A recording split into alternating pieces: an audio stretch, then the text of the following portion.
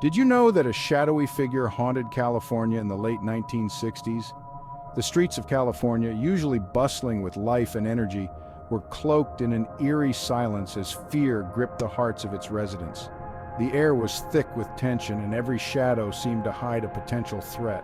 People hurried home before dusk, locking their doors and windows, hoping to keep the terror at bay. The once vibrant nightlife dwindled, replaced by an overwhelming sense of dread. It was a time when the unknown lurked around every corner, and the fear of the Zodiac Killer was palpable. He was a phantom, a nightmare giver. He called himself Zodiac, the Zodiac Killer. This wasn't some story. This was real life. People lived in fear. The Zodiac Killer was not just a name, he was a symbol of terror. His cryptic letters and ciphers sent to newspapers taunted the police and the public, creating an atmosphere of paranoia and helplessness. Each letter was a chilling reminder that he was out there, watching, waiting, and ready to strike again. The media frenzy only added to the hysteria, with headlines screaming about the latest victim and the elusive killer who seemed to be always one step ahead. Nobody knew who would be next. He could be anywhere. He could be anyone. The uncertainty was the worst part. Friends turned into suspects, and neighbors eyed each other with suspicion. The police patrolled the streets, but their presence did little to ease the collective anxiety. Every dark alleyway, every shadowy figure became a potential threat. The Zodiac Killer's ability to blend in with the crowd made him even more terrifying. He was a ghost, a faceless entity that could strike at any moment, leaving behind a trail of fear and confusion. I was a cartoonist for the San Francisco Chronicle back then. My days were filled with sketches and deadlines, but the Zodiac Killer changed everything. The newsroom buzzed with a different kind of energy, a mix of fear and fascination. We were not just reporting the news, we were living it. The Zodiac's letters, filled with cryptic messages and taunts, became a central focus of our work. Each new letter brought a fresh wave of terror and a renewed determination to uncover the truth behind the mask. When the Zodiac story broke, I was instantly hooked. It was more than just a story, it was a mystery that demanded to be solved. The challenge of deciphering his codes and understanding his motives consumed me. I spent countless hours poring over his letters, trying to find patterns and clues that could lead to his capture. The Zodiac Killer was not just a criminal, he was a puzzle, a dark enigma that needed to be unraveled. This wasn't just a crime, it was a puzzle begging to be solved. The Zodiac ciphers were intricate and complex, each one a piece of a larger, sinister puzzle. The police and amateur sleuths alike were drawn into the challenge, each hoping to be the one to crack the code. The investigation was a race against time, with each passing day bringing the possibility of another victim. The pressure was immense, but so was the determination to bring the Zodiac Killer to justice. This is the story of the Zodiac Killer, a tale of fear, mystery, and the relentless pursuit of a faceless killer. It is a story that has haunted California for decades, a dark chapter in its history that remains unsolved. The Zodiac Killer's reign of terror may have ended, but the questions and the fear he left behind continue to linger. This is not just a story of a killer. It is a story of a community gripped by fear, of lives forever changed, and of the enduring quest for justice. December 1968. The world was a different place back then. The streets were filled with the sounds of classic rock, and the air was thick with the spirit of change. But in the quiet corners of Vallejo, California, something sinister was brewing.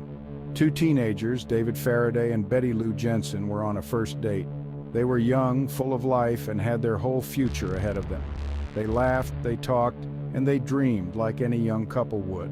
They parked on Lake Herman Road, a lover's lane. It was a place where young couples went to escape the prying eyes of the world, to share a moment of intimacy and connection. The night was cold, but their hearts were warm. They never knew what hit them. In an instant, their dreams were shattered. The peaceful night was torn apart by the sound of gunfire. The car windows shattered, and the air was filled with the acrid smell of gunpowder. Months later, another couple, Darlene Ferrin and Mike Mago, were attacked. Darlene didn't make it. The attack was brutal, and it left the community in shock. People were afraid to go out at night, and the sense of safety was gone. Mike survived to tell the tale, a chilling tale. He described the attacker in detail, but the police were no closer to catching him. The fear in his eyes was palpable, and his words sent shivers down the spines of everyone who heard them. The killer, or so he claimed, wanted notoriety. He craved the spotlight, and he would stop at nothing to get it. He was a shadow in the night, a phantom that haunted the dreams of the people of Vallejo. He sent letters to the newspapers, taunting them, threatening more murders, and then the bombshell. He signed the letters, Zodiac. The name struck fear into the hearts of everyone who read it. The cryptic symbols and the chilling words were a stark reminder that the terror was far from over. The police were baffled. They had never seen anything like it. The Zodiac seemed to be always one step ahead, always out of reach. The investigation was intense, with detectives working around the clock, but the killer remained elusive. The community was in turmoil. People were scared, and the sense of unease was palpable. Candlelight vigils were held, and people came together to support each other, but the fear lingered. The Zodiac had cast a long shadow over the Bay Area. Tips poured in, but none led to the capture of the Zodiac. The phone lines were constantly ringing, and every lead was followed, but the killer remained a ghost. The frustration was mounting, and the sense of helplessness was overwhelming. Press conferences were held, and sketches of the Zodiac were released, but the killer continued to evade capture. The police patrolled the streets at night, but the sense of dread was ever present. The Zodiac was out there somewhere, and no one knew when he would strike again. The letters kept coming, each one more chilling than the last. The Zodiac seemed to revel in the fear he was creating. He was playing a game, and the people of Vallejo were his unwilling participants. The newspapers were filled with stories about the Zodiac. Every new letter, every new attack was front-page news. The people of Vallejo read the headlines with a sense of dread, knowing that the terror was far from over. As the sun set over Vallejo, the streets emptied. People locked their doors and windows, and the sense of fear was palpable. The Zodiac had changed the town forever, and the terror in the Bay was a dark chapter that would never be forgotten. The summer of love was long gone, 1969. Zodiac struck again. The year had already been marked by turmoil and change, but nothing could prepare the residents of California for the terror that was about to unfold. The Zodiac Killer, a name that would become synonymous with fear, was on the prowl once more. This time it was Brian Hartnell and Cecilia Shepard at Lake Berryessa. The lake, usually a place of tranquility and escape, would become the backdrop for one of the most horrifying crimes in American history. Brian and Cecilia were enjoying a peaceful afternoon, unaware of the danger lurking nearby. A man in a strange costume approached them. He wore a hooded outfit with a symbol emblazoned on his chest, a symbol that would soon be recognized by all. He tied them up, and then he stabbed them mercilessly. The attack was brutal and swift. Brian miraculously survived despite his severe injuries. Cecilia tragically didn't. Her life was cut short in a moment of unimaginable violence. The killer left a message on Brian's car door, a chilling calling card. Written in black marker, it detailed the date, time, and method of the attack, along with the infamous Zodiac symbol. It was a taunt, a declaration of his presence and his intent to continue his reign of terror. The symbol of the Zodiac. It became a mark of fear, a reminder that the killer was still out there, watching, waiting. The police were baffled, the public terrified. The Zodiac Killer's cryptic messages and ciphers only added to the mystery, making him one of the most infamous and elusive criminals in history. The letters kept coming. Newspapers became the unwilling messengers of a madman. But these weren't just ramblings. They contained ciphers, codes to be cracked. One cipher, the 408-character one, remained unsolved for decades. Amateur code breakers, Don and Bettye Harden, cracked it. What secrets did it hold? Did it reveal his identity? No. But it gave us a glimpse into his twisted mind. The Lake Berryessa attack was particularly haunting. The killer was seen, described. He even spoke to witnesses before the attack.